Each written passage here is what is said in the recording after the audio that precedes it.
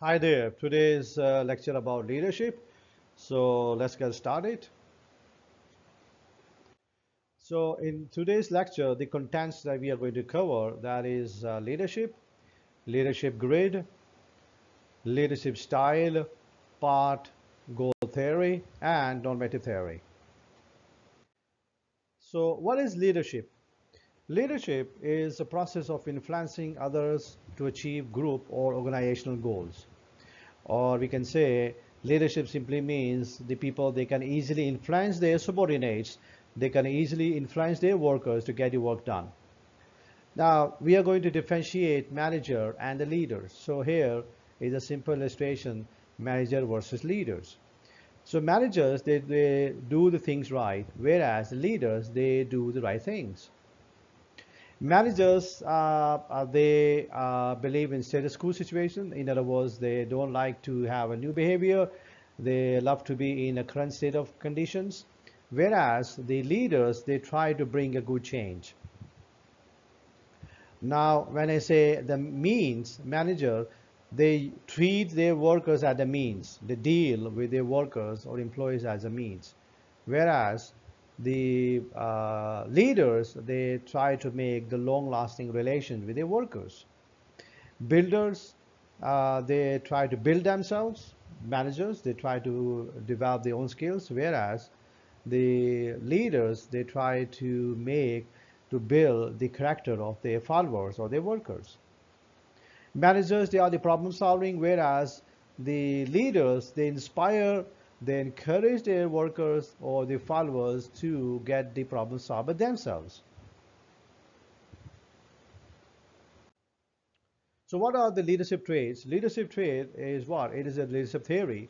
So leadership theory holds that effective leaders possess a similar set of traits or characteristics. So the traits are what? The traits are relatively stable characteristics such as abilities, the psychological motive or consequences, or a pattern of behavior. Now, traits are what? The traits are usually the stable characteristics or attributes of the workers or the subordinates. Or we can say the traits, they are the long-lasting behaviors. The leaders, they are different from the non-leaders in following ways. So there are many characteristics, and what are the ways? Number one is the drive fear. So sorry, drive refers. So what is it? It is a high level of efforts and is characterized by achievement, motivation, initiative, and energy.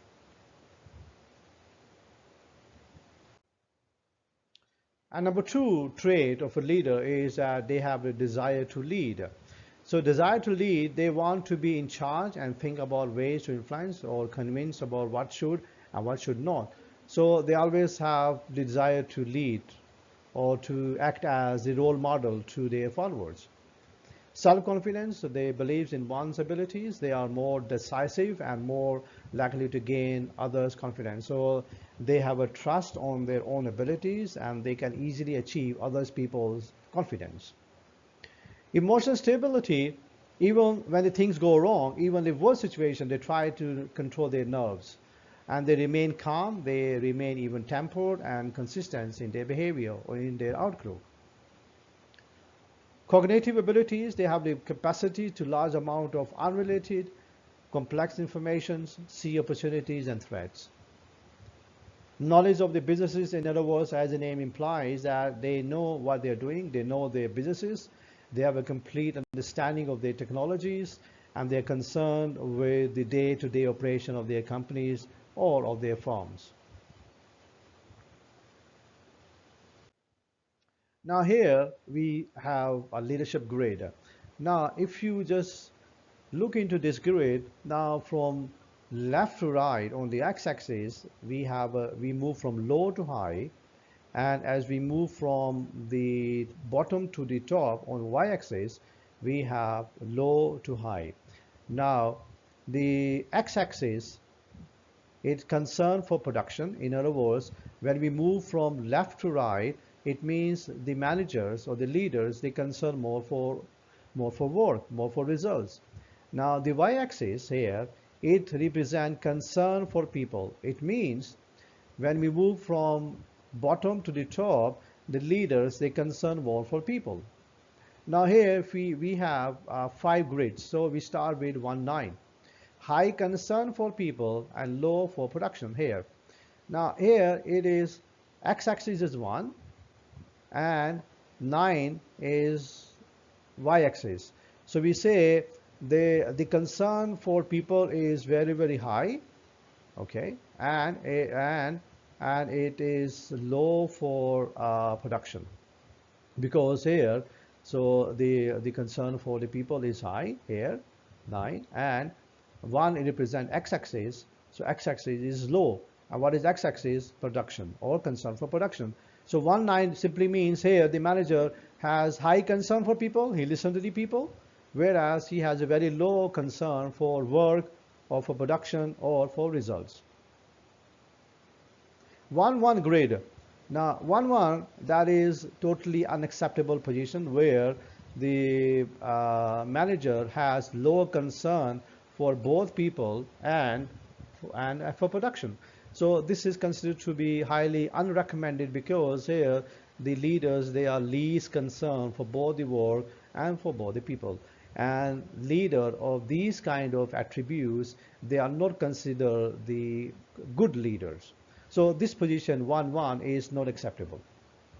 9, 1 grade, as the name says, high concern for production and low concern for people. So 9, 1 here, 9, 1, this is 9, 1. So here the x-axis is high, okay, but y-axis is 0 or 1. So it is what that they have high concern for production and low concerns for people, and they are called authority compliance management. In other words, leaders, they only focus on work and they are least bothered about the people. So they exercise their power, they exercise their authorities. And then we have a 9, 9 grade, high concern for production and high concerns for people. Now this is 9, 9, and they are called team management. Now here the leaders, they are highly motivated and they focus on work, and as well as they focus on people. They also listen to the work. 5, 5 grade, moderate amount of concern for both production and people. Now this is 5, 5. So you can have a look in this grade. 5, 5, they are called middle of the road management. So we can say they have a moderate amount of concern for both the people and for both the production. 5, 5 is also a good type of leadership grade, whereas the team management is also a good kind of leadership grade. But 1, 1 is considered to be the most undesirable grade. Now, what are the leadership styles? Now, leader-member relations, it is a degree to which the followers means the workers or the employees, followers respect their leaders, they trust on their leaders, and they like their leaders, and when the relationships are good, they follow, respect a leader. Now, there are different types or different styles of leader. Number 1 is task structure. So what is a task structure? It is a degree to which requirements of a subordinate task are clearly specified. With a high structured task, employees are being given clear job responsibilities, they are being given clear goals, and they are being given clear procedures. The position power, it is a degree to which leaders can hire, they can fire, they can reward and punish their workers. So position power simply means how powerful are your leaders. And the more influence the leaders have, the more power they possess. Now, path goal theory. So what is a path goal theory? Now, it states that the leaders can subordinate satisfaction, they can fulfill their workers' satisfaction and performance by clarifying and clearing the path to goals, and by increasing the number of kinds of rewards available for the goal attainment. Now, path goal theory can be used by any leader that can encourage, that can motivate the workers. And how can you do it? There are different ways. So, for example, number 1 is they clarify the path to goal. So the workers, the employees know what are the paths they're supposed to follow so that they can achieve their goals easily. Number two, clear paths to goal by solving problems and removing roadblocks. Definitely, when the workers they are going to follow any kind of a path to achieve their goals, there are hurdles, there are problems. So it is the leadership role that are going to resolve, or they are going to remove those problems, or they are going to remove those roadblocks. The leaders, they have to do the things right that can satisfy their followers today, and they will lead to future rewards or satisfactions. The leaders, they have to follow the something unique and valuable, that what they are expecting from them and that they can already do to themselves. Now here you can see the different leadership styles. We have achievement oriented leadership, we have a directive leadership, participative leadership, and supportive leadership. So what is directive leadership? As the name says, leaders let employees know precisely what is expected of them, give them specific guidelines for performing tasks. The leader they set their standards, performance, make sure that people will follow the standard rules. So directive leadership simply means that the leaders give them directions, give them clear path, and they give them what are being expected of them. Supportive leadership, the leaders, they are very friendly, they are very cooperative, they are easily approachable, they show the concern for the employees and their welfare, they treat them equals and creates a friendly climate. So as the name says, the leaders, they are very supportive and they are very cooperative. Then we have a participative leadership.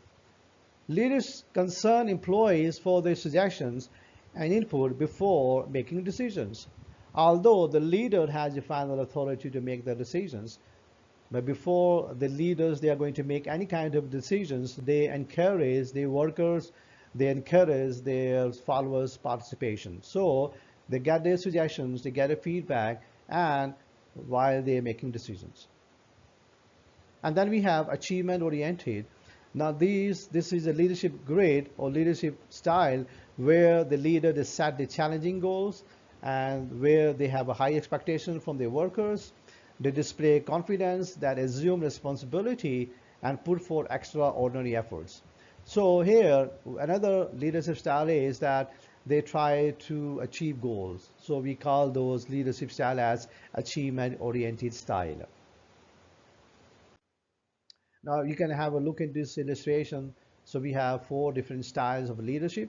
So for example, direct leadership, here they provide clear instructions, expectations, and specific guidelines to them. Supportive leadership is creating a supportive climate, friendly working environment, so the leaders, they are easily approachable. Participative leadership, involving team members or their workers or their followers in the decision-making process. And another leadership style is achievement-oriented leadership style, setting challenging goals and having high expectations from their workers or from their team members. Normative decision theory, it suggests that the leaders can determine an appropriate amount of employee participation when making decisions. In other words, normative decision theory can be defined as that the leaders decide how much employees' participation should be used when making the decisions. Now, normative decision theory identifies that do the leaders give complete freedom to their workers or their followers? No, they don't give the complete freedoms. Now, as long as their task or the activities are concerned, the followers or the employees, they may be given complete freedom. But when it comes to making the decisions, the high level decisions, the leaders, they get their suggestions, but they are their guidelines, they have to follow some parameters, and the leader decide that how much participation should be allowed to their workers or to their employees.